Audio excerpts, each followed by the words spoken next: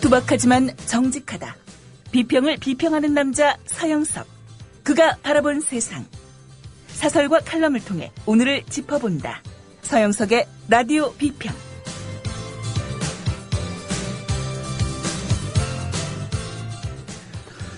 청취자 여러분 안녕하십니까. 서영석입니다. 어제 생방송 도중 정봉주 전 의원이 출연하는 전국구가 아주 청취자가 몰리는 바람에 팟빵이 몇 번 다운됐습니다. 죄송하게 생각은 합니다만은 많은 청취자들이 몰렸다는 얘기니까 청취자 여러분들도 양해해 주시기를 부탁을 드립니다. 그리고 간혹 신용카드 결제를 하는데 에러가 난다 이런 말씀을 하시는 분도 계시는데요. 대한민국의 IT 현실은 이렇습니다. 인터넷 익스플로러로 결제를 할 때는 되는데 크롬이라든지 휴대폰으로 결제할 때는 잘 안 됩니다. 이게 액티브엑스 때문인데요. 신용카드 결제를 할 때는 반드시 인터넷 익스플로러를 가동시킨 다음에 결제해 주시기를 부탁을 드립니다. 박근혜 대통령은 유권자의 보통 평등 직접 비밀선거에 의해서 일견 정상적으로 당선됐습니다. 또한 박근혜 정부 정상적으로 출범을 했습니다. 그러나 그렇게 하고 나서 보니까 선거 과정에서 국정원을 비롯한 국가기관들이 불법적으로 개입하는 심각한 비정상이 있었습니다. 더 심각한 문제는요. 비정상을 정상으로 바로잡을 수 있는 기회가 있었는데도 오히려 이를 방해함으로써 더 심각한 비정상으로 만들어버렸다는 사실입니다. 국정원 대선 개입 사건과 관련해 정상적으로 수사에 임한 최동욱 전 검찰총장과 윤석열 전 특별수사팀장을 사생활 들추기 등의 비정상적인 수법으로 쫓아낸 저열한 정치 공작이 바로 그것입니다. 미국으로 따지면은 CIA 요원들이 지하실에서 야당 후보를 음해하는 댓글을 달고 그리고 이것을 수사하는 연방수사국 즉 FBI 국장을 쫓아낸 셈입니다. 비정상의 정상화. 대통령인 박근혜 씨가 틈만 나면 부르짖는 이야기입니다. 그런데 이 이야기 양식이 있는 모든 시민들은 비웃고 있어요. 심지어는 새누리당을 지지했던 임명진 목사나 김영삼 전 대통령의 아들 현철 씨도 정부가 하는 일이 비정상인데 다른 것을 정상화하겠다고 하면 국민이 그 말을 신뢰할 수 있겠느냐. 즉 박근혜 정부 너부터 정상화하세요 라는 겁니다. 정말 너부터 정상화하세요 라는 말을 들을 수 있는 박근혜 정부의 수장인 대통령인 박근혜 씨가 비정상의 정상화를 보여주고 있는 사실이야말로 가장 비정상적인 일이 아닌가 싶습니다. 라디오 비평 시작합니다. 지상철 조합원 신청 광고입니다.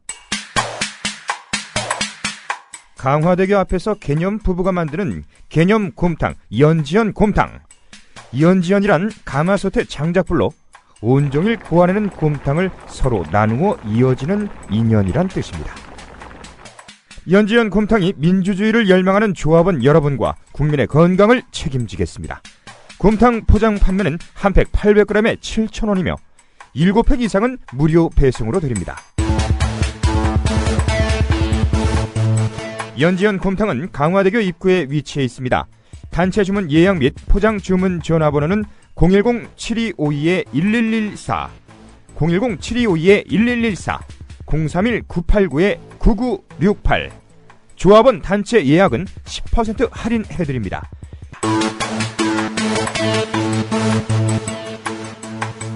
포장 판매 금액의 10%는 국민TV 후원금으로 쓰입니다.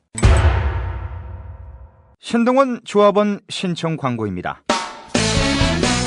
고혈압, 동맥 경화 등 윤류와 소금을 많이 먹는 폴란드인의 각종 성인병 극복을 위해서 폴란드 정부가 국책사업으로 지정한 신비의 열매 아로니아.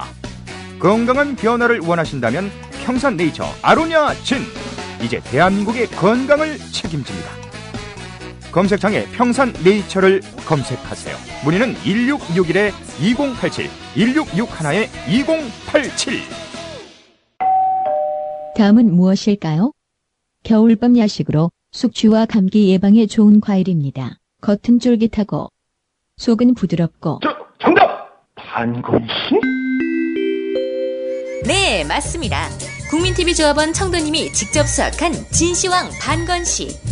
연말연시 명절에 선물 고민하지 마세요. 최고의 선물 반건씨로 끝내세요. 010-2128-2644 010-2128-2644 다음 검색창에 진시황 반건씨를 검색하세요. 나라가 있건 있듯 맛있는 반건씨라니. 네. 방송 시작하기 전에 이 사연은 좀 소개를 해줘야 될 것 같습니다. 팟캐스트 다운로드에도 게시판이 있습니다. 그게 올라온 사연인데요. 변성용 조합원, 닉네임은 발해의 꿈을 찾아서라는 분인데요. 거기 사연을 올렸는데 이렇습니다. 10여 년 가까이 병원에 입원해서 투병 생활을 했는데 오는 2월 20일쯤에 퇴원하기로 했답니다. 그래서 투병을 하다 보니까 생방송은 못 듣고 팟캐스트에서 다운로드를 받아서 방송을 듣다가 12월 30일 조합원으로 가입하셨답니다. 그리고 이번 중에서도 페이스북은 했는데요. 페이스북 친구들이 뜻을 모아서 카드 결제할 때 서명란에 박근혜 퇴진 특검 실시로 적을 것을 약속했는데 12월 30일 조합원에 가입하고 출자금을 납입하면서 카드 결제를 하셨나 봐요. 그래서 제가 첫 번째로 서명란에 박근혜 퇴진 특검 실시로 적었답니다. 발해의 꿈을 찾아서 변성용 조합원님 사연 소개해드리면서 감사를 드립니다. 어제 박근혜 대통령의 불통 기자회견, 너무나도 지루했던 80분이고 그야말로 감동도 비전도 없는 불통회견이었습니다. 그런데 박근혜 대통령이 어느 누구에게도 고개를 숙이지 않는 박근혜 대통령이 기자회견 도중에 고개를 숙였어요. 왜 고개를 숙였는가 했더니 바로 모범 답안을 보기 위해서 고개를 숙였던 겁니다. 그 모범 답안에는 질문하는 기자의 이름과 소속사 그리고 질문 요지 그리고 답변이 다 적혀 있었습니다. 모범 답안을 보려고 하니까 고개를 안 숙일 수가 없는 거죠. 그러면서도 사회를 맡았던 이정현 홍보수석은 다음 질문한 사람은 누구십니까? 손을 드십시오 해가지고 바로 사전에 짜고 친 고스톱에 따라서 했던 겁니다. 감동도 비전도 없었던 불통회견, 너무나도 지루했던 80분, 이런 평가를 듣고 있는 박근혜 대통령의 기자회견에 대해서 한겨레신문의 곽병찬 대기자가 거짓된 말을 버리시라는 편지를 썼습니다. 좀 길지만 소개해드립니다. 이명박 전 대통령이 5년 내내 복장을 뒤집어 놓은 게 있었습니다. 거짓말입니다. 4대강을 죽여놓고도 4대강을 살렸다고 우기고 서민들의 주머니 털어 부자에게 얹어주고도 서민 혹은 민생 살리기라고 우겼습니다. 사저 구입에 국가 예산까지 쓰려다 들통나고도 도덕적으로 완벽한 정권 운운했죠. 4대강 사업은 그 거짓말로 말미암아 우리 국민의 도덕적 감정의 작동에 심각한 장애를 입혔습니다. 하도 살리기라고 되풀이하다 보니 국민들이 거짓말과 사실을 혼동하다가 나중엔 거짓과 진실을 판별하려는 노력을 아예 포기하게 만들었습니다. 대신 모든 논란을 친정부냐 반정부냐 여당이냐 야당이냐 보수냐 진보냐 따위의 진영 논리로 치부하게 만들었죠. 도덕 감정의 기본은 진실 지향성인데 진실과 거짓, 옳음과 그름의 판단력을 마비시킨 것입니다. 그러니 BBK 사건 등 국가 원수직에서 쫓겨나야 할 별의별 거짓말을 해도 그저 멍하니 쳐다보고만 있었습니다. 모든 정부 혹은 모든 권력은 거짓말을 한다고 하지만 국민의 도덕 감정을 무력화시킬 정도로 거짓말을 일상화시킨 건 그분 말고는 없을 것입니다. 그분, 바로 이명박 씨죠. 설치류 혹은 지적기라는 비아냥을 받았던 바로 그분입니다. 정말 진영 논리가 진실을 덮었던 5년이라면 이명박 씨의 집권 시기였을 겁니다. 너무나도 명백한 거짓말임에도 불구하고 보수냐, 진보냐, 친정부냐, 반정부냐, 여당이냐, 야당이냐에 따라서 온통 거짓말로 누가 봐도 그야말로 지능지수가 2자리만 떼어도 알 수 있는 거짓말을 진실로 믿었던 것은 오로지 그 진영 논리 때문이었습니다. 모든 정부 혹은 모든 권력은 거짓말을 한다고 하지만 국민의 도덕 감정을 무력화시킬 정도로 거짓말을 일상화시킨 것은 바로 이명박 씨 이외에 없을 겁니다. 누가 집권을 해도 이명박보다는 나을 거라고 기대를 했습니다. 특히 가슴을 가리고도 남을 정직과 신뢰라는 배지를 달고 다닌 박근혜 정부가 들어섰으니 기대는 컸습니다. 그러나 불과 집권한 지 1년 뒤의 성적표 어떻습니까? 박근혜 대통령으로서는 모멸적일 수밖에 없는 이명박 6년차라는 조롱을 당하고 있습니다. 이건 조롱이 아니라 진실입니다. 이명박 6년차가 아니라 이명박을 찜쪄먹는 뉴 이명박 1년차입니다. 물론 주요 선거 공약들을 파기하거나 뒤집은 것을 두고 전임 거짓말 정권의 연장을 생각했을 수 있습니다. 국민 대통합, 국민 행복시대, 경제민주화, 복지 확충, 기초연금 등. 그러나 공약 파기보다 더 중요한 것은 그렇게 해놓고도 공약을 파기하거나 수정한 게 없다고 억지를 부리는 겁니다. 그러면서 입만 열면 비정상의 정상화를 노력했다고 말합니다. 그렇게 말을 파기해도 되는 겁니까? 솔직히 비정상화의 정상화 말할 자격이 박근혜 정부 있습니까? 너부터 정상화 하세요라는 이야기들을 듣고도 남으면 있지 않습니까? 그렇다면 국정원의 정치 공작도 정상화고 국가기관의 선거 개입도 정상화이며 검찰총장 사찰과 공갈 협박에 의한 퇴출도 정상화고 모략도 정상화입니다. 불법이 정상이고 준법은 비정상입니다. 낙하산 인사도 정상화고 편중 인사도 정상화고 종북 혹은 용공몰이도 정상화고 이를 통한 국민 분열도 정상화입니다. 역사 왜곡도 정상화고 영리화로 호도한 철도 의료의 민영화도 정상화입니다. 40년 전으로 되돌아간 정권의 퇴행도 선진화고 정상화입니다. 국무총리실에선 한 걸음 더 나아가 정상화 10대 분야 48개 핵심 과제 및 32개 단기 과제 등 모두 80개를 선정했습니다. 얼마나 더 말을 왜곡하고 우리 사회의 신뢰를 파괴하고 이성을 마비시키고 도덕 감정을 붕괴시키려 하는 건지. 네. 이명박 시대가 가면서 박근혜 대통령이 출범하자 정말 농담 삼아 이명박이 그리워질 때도 있을지 모르겠다라는 얘기를 했는데요. 그 농담이 진담이 됐습니다. 말의 파괴, 가장 비정상적인 사람이 정상화를 운이하고 모든 비정상을 정상이라고 강변하고 그리고 진영 논리에 따라서 자기 편이니까 박근혜가 망하면 우리도 같이 망하니까 보수를 자임하는 자칭 보수 언론들 수구 언론이죠. 그러한 거짓말을 마치 진실인 것처럼 포장해서 국민들을 쇠뇌시키려 하고 있습니다. 새해 득담을 하기는커녕 이렇게까지 목청을 곽병참 기자가 돌던 것은 바로 어제 있었던 기자회견 내용 때문이라고 합니다. 그렇게 피하던 기자회견을 처음으로 하게 됐으니 일말의 반성 혹은 유감 표명이라도 있을 줄 알았습니다. 그러나 역시나 정상을 비정상으로 뒤집고 비정상을 정상이라고 우기는 게 바로 박근혜 기자회견의 골격 빼레였습니다. 회견에서 소통의 전제 조건으로 이런 걸 꼽았습니다. 법을 존중하고 법을 지키고 법이 공정하게 적용되는 사회를 만드는 것이다. 그래야 우리 사회에 대한 믿음을 회복할 수 있다는 겁니다. 절망스러웠습니다. 손톱만큼이라도 염치가 있다면 그런 말을 하지는 못했을 것 같기 때문입니다. 지난 1년을 혼란 속에 빠뜨린 국정원 등 국가기관의 대선 개입 문제만 생각해 봅시다. 대통령이 법을 존중하고 법을 지켰습니까? 그리고 법을 공정하게 집행했습니까? 그런 노력들을 모두 다 무력화시키고 그렇게 노력한 사람들을 불법적으로 내쫓은 사람 누굽니까?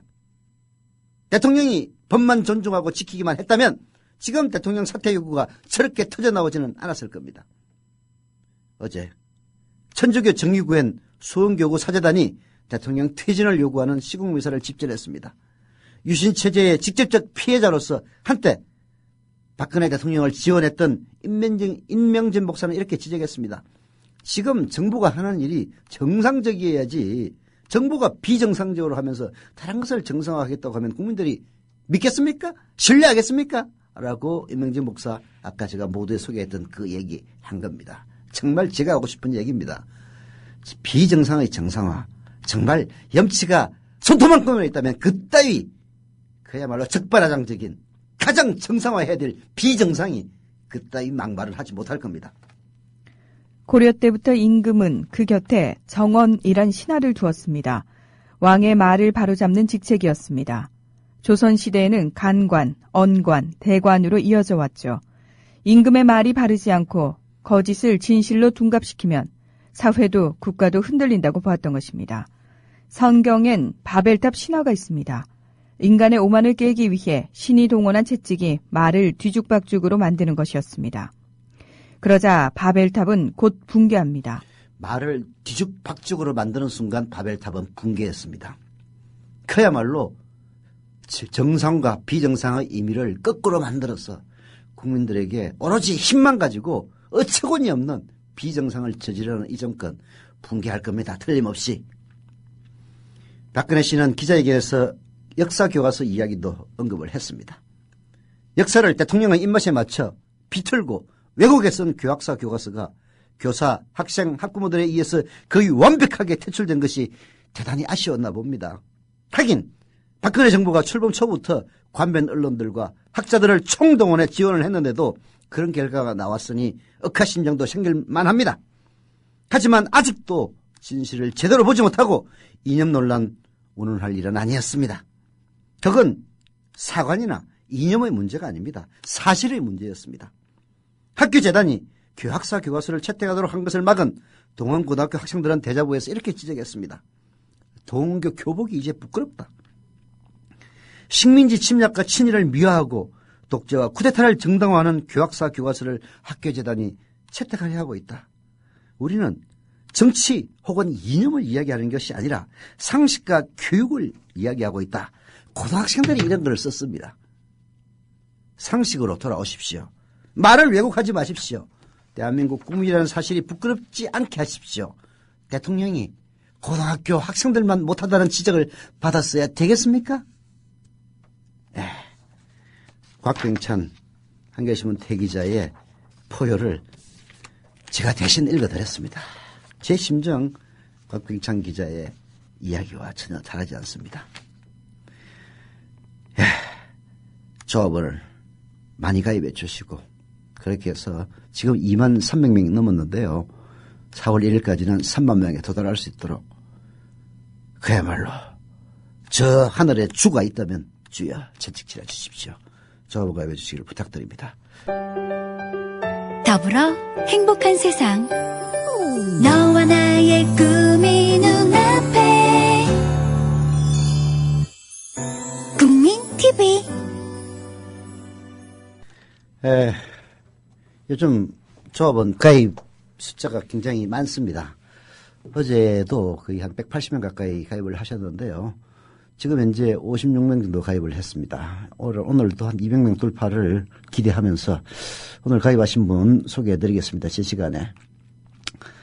인셔달님은 제 전 시간에 가입을 하셨는데요. 소개해드립니다. 아직 출자금 납입은 안 하셨네요. 경기 남양주시 화도 마석이겠죠? 기준 S님 조합원 가입 감사드립니다. 그리고 주소를 기재하지 않으신 봉봉지기님 역시 조합원 가입 감사드리고요. 두 분 모두 출자금 납입 부탁을 드리겠습니다. 군산시 나운동의 군산쭈기님 그리고 서울 동대문구 용두동의 레바님 조합원 가입 출자금 납입 감사드립니다. EUN리 언니 71님 조합원 가입 감사드리고요. 출자금 납입도 빨리 부탁드리겠습니다. 경기 부천시 오정구의 제루넥서님 조합원 가입 출자금 납입 감사드립니다.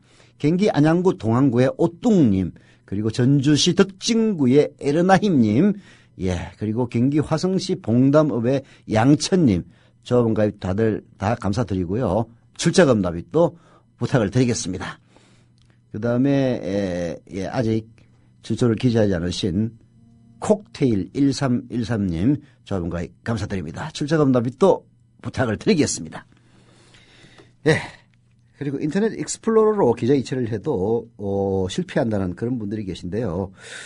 저희들이 아직 부족해서 제대로 돈을 받을 수 있는 시스템도 마련하지 못하고 있습니다. 지금 열심히 노력 중이니까요. 양해해 주시고요. 기자 이체 하신 다음에 바로 전화 주시면 처리해 드립니다.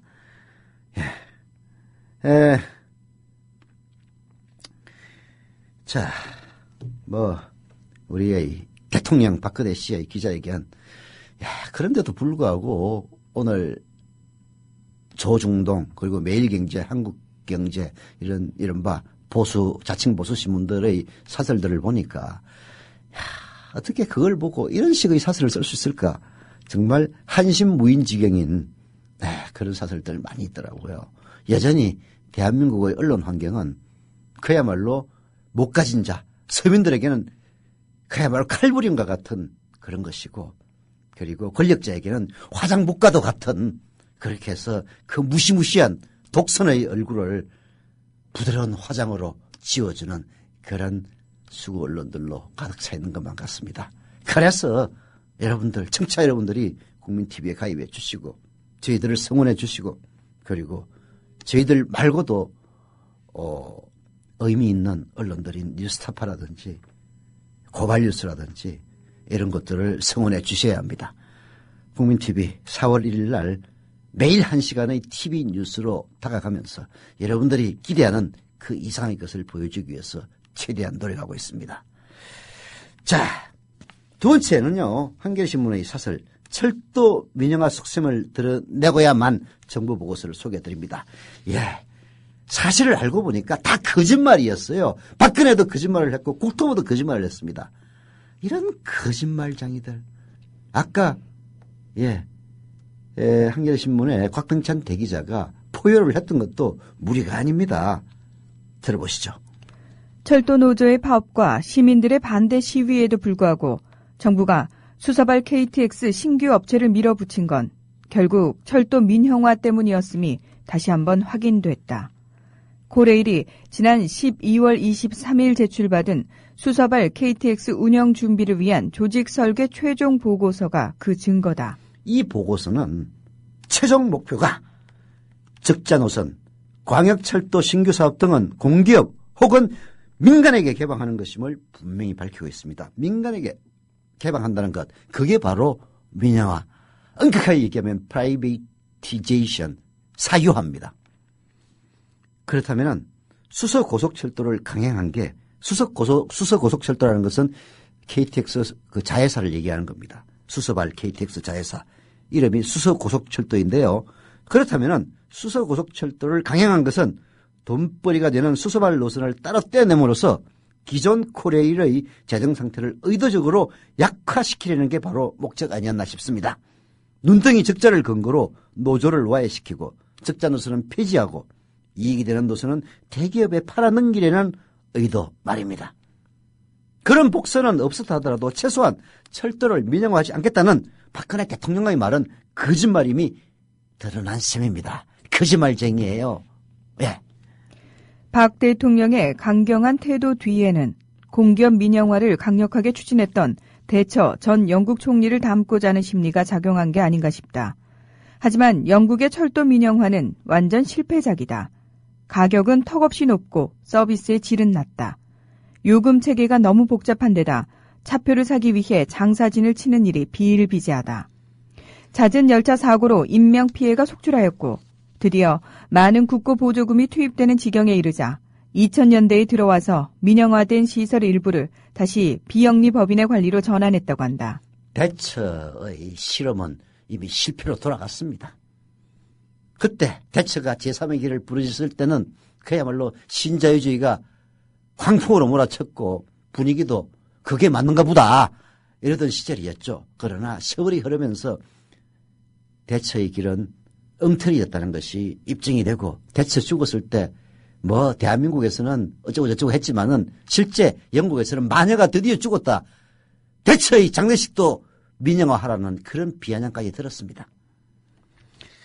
적자 노선 폐지가 난 부작용을 부리면 아르헨티나의 사례가 있습니다. 도심과 교외를 연결하는 간선철도의 경우 70%가 운행을 멈췄습니다. 그 결과 800개의 역사가 폐쇄됐습니다. 왜? 적자가 나니까. 섬처럼 고립된 마을 주민들이 도시로 삶의 틀을 옮겼지만 이내 새로운 도시 빈곤층으로 전락했고 지역 간의 불평등이 심화됐습니다. 돈이 되지 않은 철도 노선의 폐쇄와 축소는 직접적으로는 실업을 낳았고 간접적으로는 지역 산업 발전에 악영향을 끼쳤습니다. 철도 예, 적자라고 얘기하죠. 그러나 그 철도의 적자 노선이 있기 때문에 오지에 사는 사람들이 최소한의 국민으로서의 권리를 누리는 겁니다. 그게 바로 철도의 공익성이에요. 박근혜 정부는 부디 다른 나라의 사례를 깊이 있게 연구해 보십시오. 철도는 영리만을 목적으로 하는 단순한 기업이 아니라 국가의 기관망이고 그 기관망을 통해서 최소한의 평등을 실현하는 도구입니다. 더불어 행복한 세상. 너와 나의 꿈이 눈앞에. 국민 TV. 네, 피노님 조합원 가입해 주셨네요. 예, 출자금 납입 약정은 하셨지만 아직 돈은 납부하지 않은 것으로 나오는데요. 조속한 납부 부탁을 드리겠습니다. 물론 이제 바로 납입을 하시면은 그 다음에 바뀌긴 하는데요. 약간 늦을 수도 있습니다. 네, 광고 안 하겠습니다. 우리라이프 상조 광고입니다. 우리라이프 상조는 지난 10월 미래협동조합과 제휴를 맺었었는데요. 우리라이프 상조가 회원 납입금의 10%를 매달 미래협동조합 국민TV에 후원한다는 내용입니다. 국민TV와 함께하는 업체 우리라이프 상조. 문의는 1600-3267, 1600-3267. 상조 서비스 가입도 하고 매달 미래협동조합의 회비로 후원도 할 수 있습니다. 상조 뭔지 아시죠? 우리라이프 상조는 회비의 50%가량을 말하자면 적립한다고 합니다. 그래서 혹시라도 사고가 날 때 대비한다고 하는데요. 예, 관심 있으면 한번 전화 연락하시길 바랍니다. 자, 광고는 끝냈고요. 한신대의 이 임성민 교수가 KTX 민영화와 관련해서 좋은 글들을 많이 기고해 오셨는데요. 이번에는 경향신문에 공기업 계획과 KTX 쪼개기는 빼내기다라는 글을 기고하셨습니다.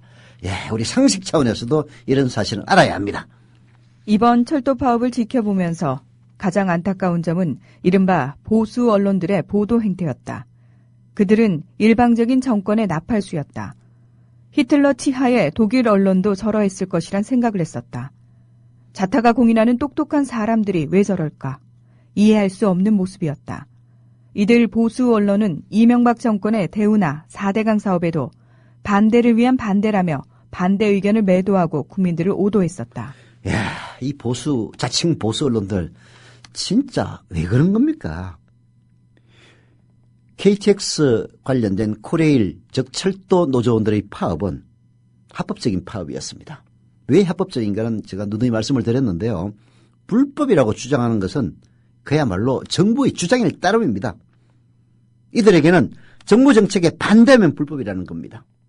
언론은 나름대로 파업의 성격을 분석하여 무엇이 옳고 그른지를 판단하고 냉철한 정론을 펴는 것이 정도 아닙니까? 언론의 금기는 뭡니까? 편파 보도입니다. 절대로 언론이 해서는 안 될 것은 바로 편파 보도입니다. KTX 쪼개기와 철도 파업은 초등학생 수준의 분별력만 있어도 옳고 그름을 알 수 있을 만큼 간명합니다. 한마디로 KTX 쪼개기는 상식에 어긋납니다. 그래서 새누리당 유승민 의원이 뒤늦게나마 상식선의 발언을 했던 거죠. 경쟁이라는 구호와 달리 경쟁도 아니고 또 다른 공기업 설립이며 규모의 경제에 반하는 코레일 죽이기가 명백한데도 보수 언론은 불법 파업이라는 말만을 반복했습니다. 정치 권력이 내 직장을 망가뜨리는데 입을 다물라고? 이 말은 독재시대에 너무도 많이 듣던 소리이다. 철도 노조에게는 수서발 KTX를 떼어가는 것이 생존권을 위협하는 절체절명의 중대사다. 마땅히 노조가 나서야 한다. 급여 올려달라는 파업은 해도 되지만 내 직장을 망하게 하는 정부의 파행 정책에 입을 다물라는 것은 언어 도단이다. 정치 권력이 사리에 맞지 않는 짓을 하기 때문에 노조가 골개한 것이다. 나는 이번 파업을 정치 권력의 부당 행위에 저항하는 정당 행위로 본다. 그렇습니다. 월급 올려달라는 파업은 해도 되지만은 내 직장을 망하게 하려는 정부의 잘못된 정책, KTX를 따로 자회사를 만들어서 민영화하겠다는 이런 데 대해서 반대하면 불법이라는 논리는 도대체 어디에서 나온 겁니까? 이번 파업을 정치 권력의 부당 행위에 저항하는 정당 행위로 본다는 임성민 교수의 주장은 너무나도 정당한 겁니다. 한국철도는 이를테면 건강하지 못한 환자이다. 그러나 죽게 내버려 둘 수 없는 존재이다. 어떻게든 건강을 되찾게 해야 한다. 그런데 무지막지한 권력이 무턱대고 환자의 한쪽 팔다리를 잘라내려고 한다. 팔다리가 잘리면 살아남기가 더 어렵다. 결국 엄청난 재정을 투입해야 하고 그 비용은 모두 이 나라 민초들이 부담해야 한다. 대통령도 국무총리도 국토교통부 장관도 자리에서 물러나면 그만이다. 정치 권력은 공기업개혁이라는 이름으로 KTX를 쪼개는 만행을 저지르고 있다. 공기업개혁과 KTX 쪼개기는 별개의 문제이다. 살리는 개혁이어야지 죽이는 개혁이어서는 안 된다. 코레일을 죽이기로 작정한 것이 아니라면 KTX를 떼어내면 안 된다. KTX는 코레일의 희망이요 도약대이다. KTX를 떼어가면 코레일 구성원들은 희망을 잃고 정치 권력을 저주하며 될 대로 되라는 식의 자포자기에 빠지게 된다. 대통령도 국무총리도 국토교통부 장관도 물러나면 그만입니다. 그러나 철도는 대한민국이 망하지 않는 한 계속 굴러가야 됩니다.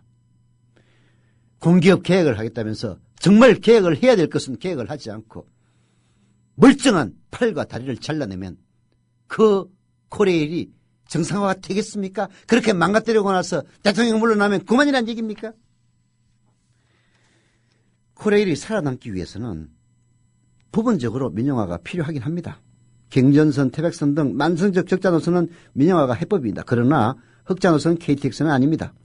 이명박 정권의 민영화 기도가 국민의 저항을 받았던 것은 알짜 노선을 재벌 기업에 안겨주는 명백한 특혜였기 때문입니다. 독일도 적자 노선인 지선의 일부를 민영화했습니다. 그것이 정석입니다. 적자 노선의 민영화는 노조도 따라야 합니다. 논리와 행편을 들어 노조를 설득해야 합니다. 실시간 룰이나 기타 불합리한 노사 입장을 샅샅이 찾아서 노조와 대화를 통해 개선하는 것이 경영의 진수입니다. 적자 노선을 민영화하느냐 이 문제는 사실 심도 깊게 고려돼야 하지만은 그러나 공기업을 계획하기 위해서 일부 민영화를 한다면은 그래도 적자 노선 쪽으로 방향을 돌리는 게 맞는 것이지 코레일의 알짜 노선을 뚝 떼어내가지고 민영화를 하겠다는 것은 결국은 민영화 사유화라는 이름 하에 돈 내는 것은 재벌들에게 헌납시키고 돈 안 되는 것은 국민의 세금을 부담시키겠다는 그런 야심에 다름이 아닙니다. 이러니 이 나라의 1%는 이명박에 이어서 박근혜를 열렬히 환호하겠죠. 그러나 더 웃기는 것은요. 그로 인해서 손해를 보는 99%가 여전히 박근혜에 빠져 있다는 것 자체가 참 대한민국의 아이러니가 아닐 수가 없는 겁니다. 철도 산업은 경쟁이 아닌 규모의 경제에 바탕을 두고 불합리한 요소를 제거하는 계획으로 경쟁력을 제고해야 합니다. KTX 쪼개기는 결코 경쟁이 아닙니다. 경쟁이라는 단어 하나에 갇혀 철도 산업을 망가뜨리는 독단적인 흑구호입니다. 허위와 진실을 분별할 수 있는 냉철한 눈이 필요합니다. 대통령을 비롯한 국민 모두가 건실한 분별력을 갖춰야 나라가 번성합니다. 라고 한신대 사회과학대 임성민 교수가 지적을 하고 있습니다. 더불어 행복한 세상 너와 나의 꿈이 눈앞에 국민TV 네, 서울 종로구 봉익동의 선녀 남편님, 서울 성동구 행당 이동의 피삼촌님, 충북 청주시 흥덕구의 진거리님 조합원까지 감사드립니다. 선녀 남편님은 출자금 납입까지 해주셨고요. 진거리님과 피삼촌님은 출자금 납입 부탁을 드립니다. 그리고 진호님도 방금 조합원에 가입하셨습니다. 그리고 T3010 광고를 했는데요. 이제 성우들이 직접 녹음한 광고로 넘어갔습니다. 근데 방금 저희한테 문자가 왔는데요. T3010을 하시는 분이 8명이 정자를 했답니다. 가입해서 최대 4자까지 정자해 주신다고 약속을 했는데요. 그래서 그분들에 대한 정자 대금 40만 원을 곧 입금하겠다고 합니다. 자, T3010은 070-7663-9386으로 전화하면은 휴대폰 노트 3, 그 다음에 G2, 이런 것들, 아이폰 5 이런 거를 살 수가 있는데요. 한번 연락해 보시기를 부탁을 드립니다. 그리고 실제로 광고해야 될 거 합니다. 오해숙 생활단식 광고입니다. 단식은 다이어트에도 좋지만 건강에 더더욱 좋습니다. 단식하게 되면 우리 몸은 스스로 몸에 있는 영양소를 취하는데 그때 몸에 있는 독소들도 다 연소가 된다고 합니다. 오해석 생활단식에서는 국민TV 조합원 여러분들을 특별 조건으로 모시는데요. 지금 신청하시면 오해석 생활단식 유니웰이 참여자 모두에게 미래협동조합 출자금 일자를 제공하거나 정지하거나 자녀에게 일자를 드린다고 합니다. 국민TV 로고가 있는 700ml짜리 보온병도 선물로 드린다고 하는데요. 문의 전화는 043-285-8575, 043-285-8575, 일가 후에는 방가 후에는 010-2013-8575입니다. 자, 역사 왜곡 교과서 아까 곽병창 기자도 질타를 했는데요. 한겨레신문 역사 왜곡 교과서는 대통령과 교육부 장관이 문제다라는 사설을 마지막으로 소개해드립니다. 친일 독재를 미화한 교학사 역사 교과서의 채택률이 사실상 0%를 기록한 것은 우리 국민의 건강한 역사의식을 잘 보여준다. 애초 전국 고교의 1% 미만인 10여 곳이 교과서를 채택했으나 학생, 학부모, 동문 등의 거센 비판을 받아 다른 교과서로 바꾸고 전북, 전주, 상상고 등만 남은 상태다. 이런 상황에서도 교과서 사태를 주도한 정부는 사과 한마디 하지 않고 있다.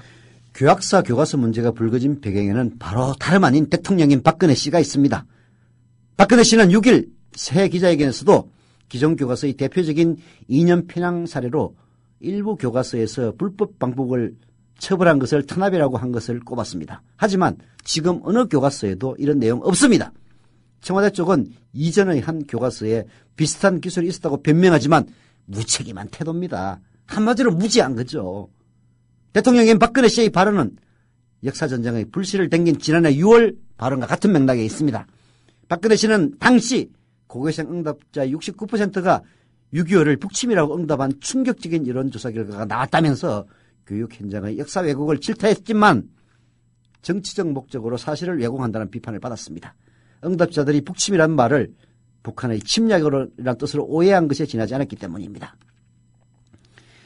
대통령이 부적절한 사례까지 들면서 기존의 역사교육을 비난하는 데는 아버지인 박정희 전 대통령을 부각시키려는 등의 이유가 작용하고 있을 겁니다. 하지만 권력자와 소수 기득권층의 입맛에 따라서 역사기술이 좌지우지돼서는 안 됩니다. 대통령인 박근혜 씨는 역사는 민족의 혼이라고 했지만 교학사 교과서 채택률 0%에서도 보듯이 역사가 민족의 혼이라고 하는 건요. 국민이 그 말의 진정한 의미를 더 잘 알고 있습니다.